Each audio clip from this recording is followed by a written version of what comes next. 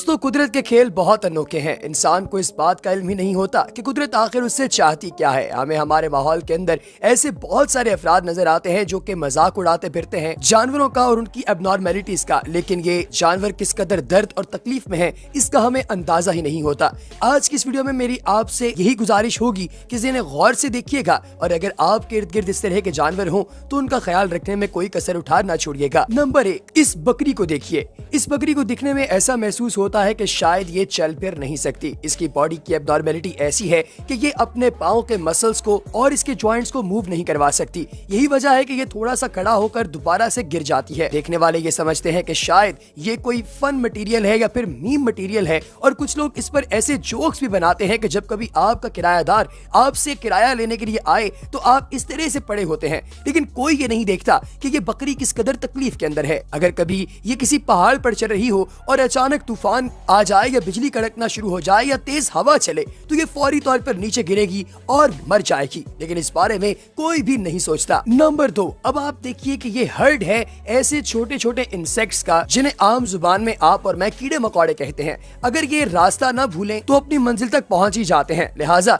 एक दूसरे को फॉलो करना इनकी टेक्निक है। इस चक्कर के अंदर के मैं एक दूसरे को फॉलो करूं, ये स्पेशल किस्म के फेरोमोन्स निकालते हैं जिनकी वजह से ये एक दूसरे को कॉपी करते हैं। लेकिन बाज दफा ऐसा होता है कि इनके एल्गोरिथम के अंदर कोई टेक्निकल एरर आ जाता है और ये एक ही जगह पर लगातार चक्करों के अंदर घूमते ही जाते हैं। ऐसा लगता है कि ये गोल मार्च है लेकिन बगैर म्यूजिक के। विलियम बीबी वो शख्स था जिसने सबसे पहले इनके बारे में दरियाफ्त किया और उसने देखा कि ये लगातार एक ही जगह पर जब गोल दायरे के अंदर घूमते रहते हैं तो इनकी सारी एनर्जी एग्जॉस्ट हो जाती है और ये अपनी असल जगह पर पहुंच भी नहीं पाते। इन जानवरों के साथ फितरत की नाइंसाफी है। ये प्रॉब्लम सिर्फ इन्हीं में नहीं पाया जाता बल्कि ये मसला चूहों के अंदर भी पाया जाता है। आगे बढ़ते हैं और आपको दिखाते हैं कि चूहों की दुम एक दूसरे के साथ जुड़ जाती है, इंटेंगल हो जाती है और ये एक गुंजल की शक्ल में आपको दिखाई देते हैं। और 1549 के अंदर सबसे पहली दफा ये दरियाफ्त किया गया कि चूहे एक दूसरे की टेल को फॉलो करते करते अपनी सबकी टेल्स एक दूसरे के साथ फंसा लेते हैं और इसी तरीके से मर जाते हैं। इसे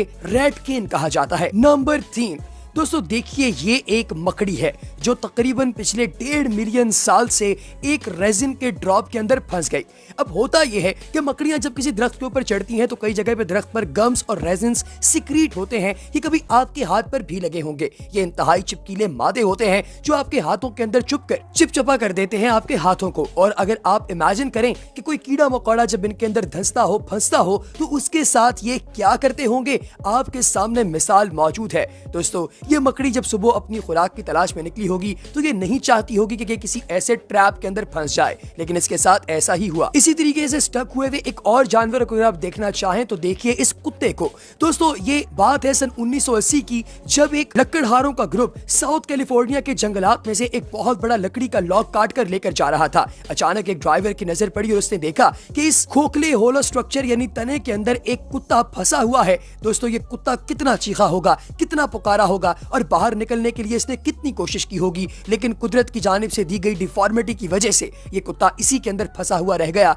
और ममीफाई हो गया। ये बहुत ही अजियतनाक है। नंबर 4, दोस्तों आप देखिए अपनी स्क्रीन के अंदर एक ऐसे डियर को यानी हिरन को जो कि शायद किसी पथरीले रास्ते के अंदर से गुजर रहा था, लेकिन 2 छोटी छोटी रॉक्स यानी चट्टानों के दरमियान फंस गया। इसकी पूरी बॉडी को डिकम्पोज करने के लिए वहां पर बहुत सारे कीड़े मकोड़े पहुंच गए और बीटल्स और मक्खियां वहां पर पहुंचकर इसकी सारी स्किन का सफाया कर गईं। फिर इसका सारा गोश्त खा लिया और अब वहां पर सिर्फ और सिर्फ इसका ढांचा मौजूद है। दोस्तों, इसके ढांचे को प्रिजर्व किया है अमेरिका से ताल्लुक रखने वाले एक ऐसे शिकारी ने जिसको शौक है पुराने जानवरों के ढांचे स्टोर करने का। इन्होंने पिछले 60 साल से लगातार मुख्तलिफ जानवरों के ढांचे इकट्ठे किए और इनके पास एक अच्छी खासी कलेक्शन पड़ी है ऐसे जानदारों के ढांचों की जो कि इंतहाई तकलीफ के अंदर अपनी जिंदगी के आखिरी लम्हात गुजार गए हैं। नंबर 5, दोस्तों देखिए इस सांप को। ये सांप अपनी खुराक की तलाश में निकला। इसमें कोई शक नहीं कि ये एक जहरीला सांप है, लेकिन कई दफा इसे पता ही नहीं चलता और ये अपनी ही टेल की मूवमेंट की वजह से ये समझता है कि शायद ये शिकार है और उसी को खा जाता है। अपनी टेल पर जैसे ये डसता है, अपना जहर उसमें दाखिल करता है तो इसकी बॉडी ऑटो इम्यून डिसऑर्डर के तहत अपने ही जिस्म को डिके करना शुरू कर देती है और ये खुद को काट कर खुद ही मर जाता है। आप इसे खुदकुशी भी कह सकते हैं। नंबर 6, दोस्तों देखिए इस हमिंग बर्ड को, इसकी बॉडी के अंदर एक ऐसी डिफॉर्मिटी है जो शायद किसी दूसरे जानवर के अंदर मौजूद नहीं।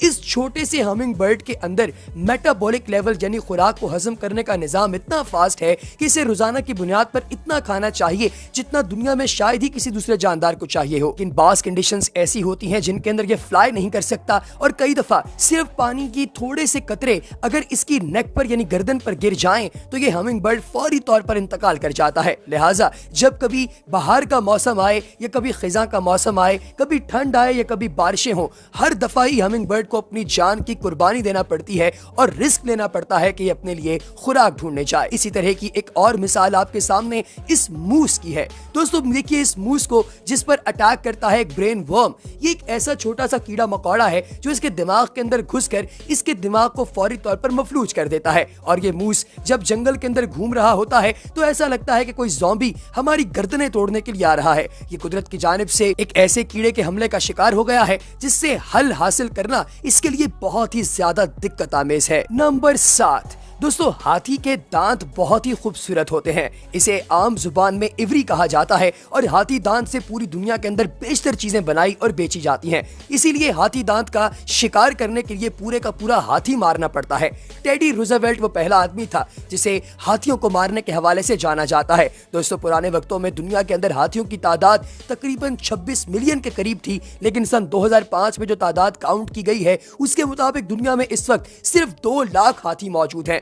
कहां 26 मिलियन और कहां 2 लाख। इसका मतलब यह हुआ कि कुदरत ने इस हाथी को जो एक खूबसूरत हाथी दांत अता किए हैं, इसी की वजह से लोग इसके दुश्मन बन गए हैं और इसे जान से मार देना चाहते हैं। एवोल्यूशन का यह मानना है कि जो भी चीज किसी जानदार के लिए खतरा बने, वक्त गुजरने के साथ साथ वो आहिस्ता आहिस्ता खत्म हो जाती है। इर्तिका की यही मनाजिल तय करते हुए अब जो नए हाथी पैदा हो रहे हैं उन हाथियों के हाथी दांत मौजूद ही नहीं। अफ्रीका में जो इस वक्त नए हाथी आपको देखने में मिल रहे हैं उनकी इवरी यानी हाथी दांत बहुत छोटे हैं और बहुत सारे ऐसे हैं जिन्होंने इस एवोल्यूशनरी करैक्टर को अडॉप्ट कर लिया और अब इनके दांत तकरीबन ना होने के बराबर हैं। नंबर 8, दोस्तों जानवरों पर एक बहुत बड़ा जुल्म यह भी है कि जब कभी किसी भी 2 ममालिक के दरमियान बॉर्डर डिवाइड होता है तो सबसे ज्यादा सफर जो चीजें करती हैं उनमें से एक चीज है जानवर। जी हाँ दोस्तों, ये वही जानवर हैं जो कि एक से दूसरे रीजन में जब मूवमेंट करते हैं तो इन्हीं की वजह से नए फूल खिलते हैं, नए पौधे खिलते हैं, नई जगहों पर बीज जाते हैं और जानदार ग्रो करते हैं। लेकिन जब 2 इलाकों के दरमियान बॉर्डर क्रिएट हो जाए